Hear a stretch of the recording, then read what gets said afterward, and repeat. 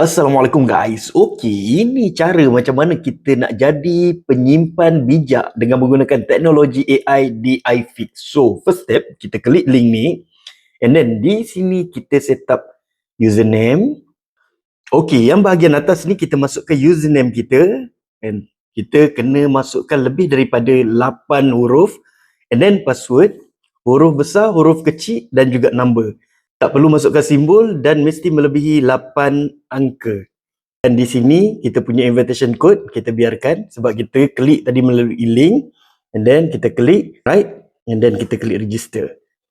Okay, now register complete. Apa perlu kita buat? Kita pergi dekat go download. Di sini kita boleh guna Android ataupun kita boleh guna pakai iOS.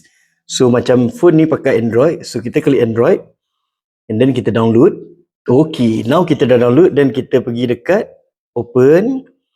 So inilah dia iFix. Then kita masukkan kita punya username tadi dan juga password.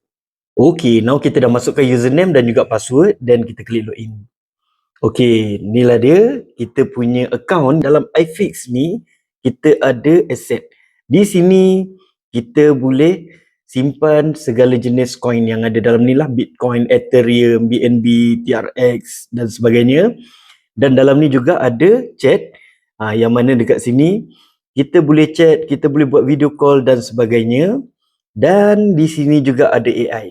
So inilah AI yang kita guna pakai untuk dagangkan kita punya aset simpanan kita dalam iFix. So kalau kata kita simpan, kita boleh simpan kripto, tunggu naik harga nanti dan kita menuai hasil.